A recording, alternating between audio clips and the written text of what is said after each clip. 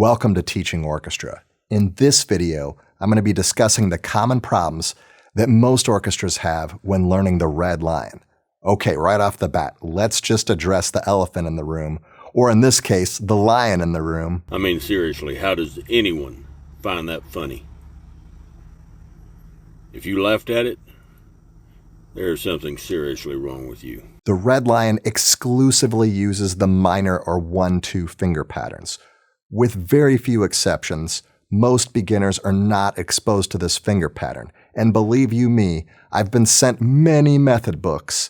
And if you want some samples of method books, trust me, they'll send them to you. And if you don't want a sample, if they can find you, they'll send you one too, even if you're already teaching out of it.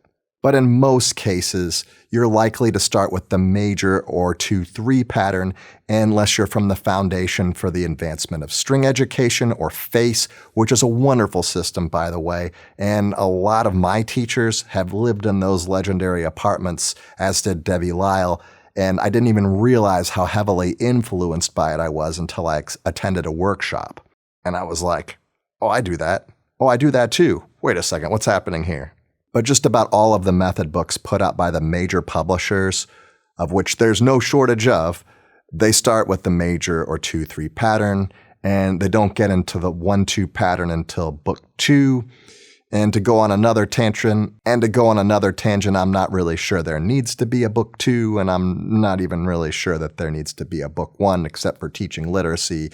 And the teacher's the method, right? Not the book. So, right. If you're teaching the red line to your students and they've never been exposed to the 1-2 pattern before, you might be using this as a means to introduce them to that pattern.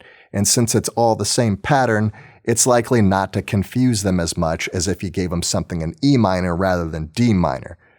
But let's just say your students are performing this for their spring concert. Well, they're going to have other pieces they're playing, right? They're not just going to play the red line. They're also going to be playing Dragon Hunter because you're a masochist.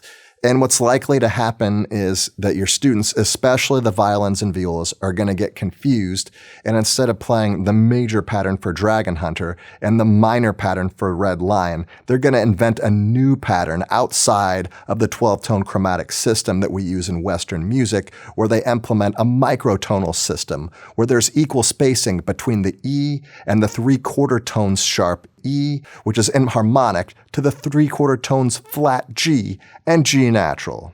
I know, your students are very bright and they have very advanced and eclectic interests, and your students have obviously been reading a lot of Maud McCarthy Mann and Julian Corelio. However, this was not what was intended by the composer, and we must disambiguate the two pitches, F sharp and F natural, C sharp and C natural. Careful attention to detail in the finger patterns can prevent this confusion, which is why I start all of my teaching companions available on teachingorchestra.com. And look, your students' attention to detail is only going to be as good as your attention to detail, right? If you rush through it and you play out of tune, well, then you can't really expect them to play in tune for the rest of the piece, right? So take your time, make sure they're playing in tune, reinforce, and reteach. Using the fermatas gets everybody to be on the same page because you don't go on until everyone's in tune. Over time, you might want to start adding time pressure. Okay, you have 8 beats to get in tune. Okay, now 4 beats to get in tune, and so on. And once they get comfortable, you can start adding rhythms. So look at these rhythm exercises 1 through 6. You can go back through the finger patterns and you can use these rhythms on each note rather than the fermata. Try it, it's fun.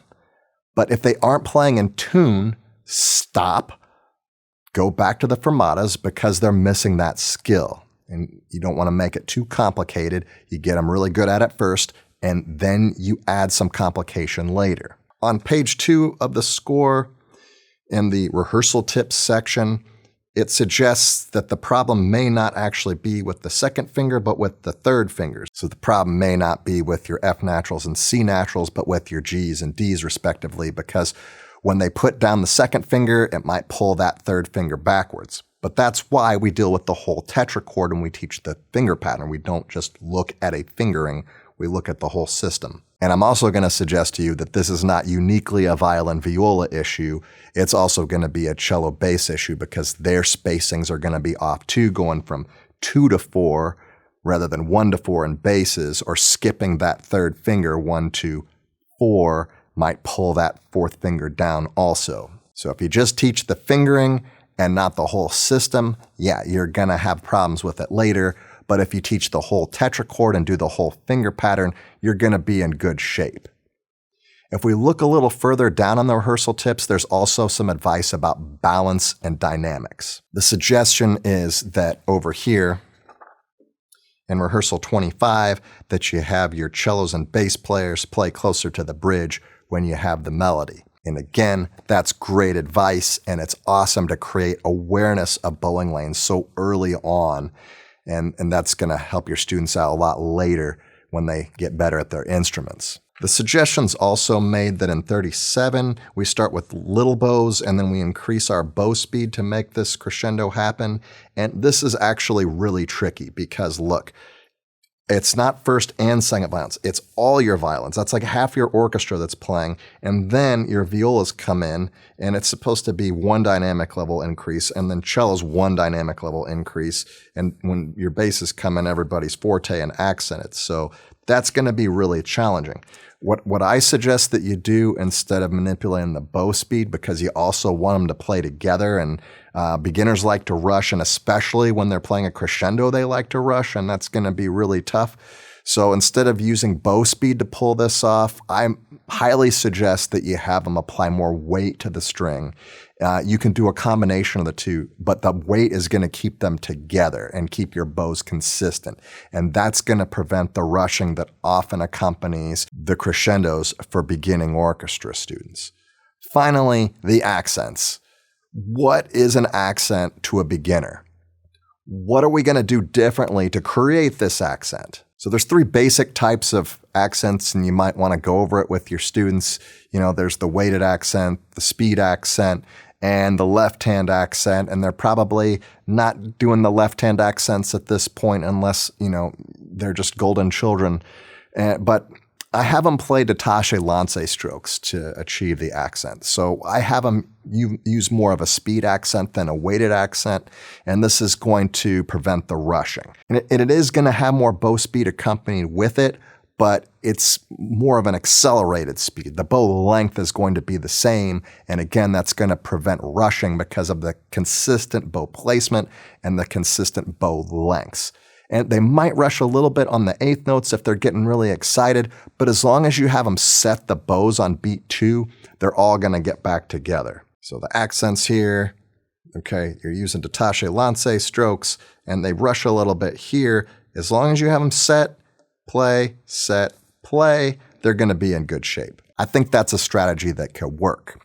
The Red Lion, what a wonderful composition, and I'm sure your kids are going to love it, and there's a lot of technique and a lot of detail you can point out to your students. And if you like to use your concert music as a vehicle for implementing string technique, there's a lot of variety here, and there's a lot that you can do if you really want to take your time and dig into it.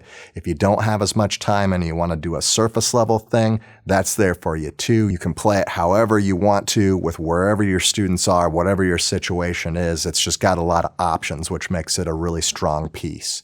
So I hope you enjoyed this episode. Consider hitting that thumbs up if you thought I did a good job here, and consider becoming a subscriber if you're not a subscriber already. All right, take care, and I'll see you in the next episode.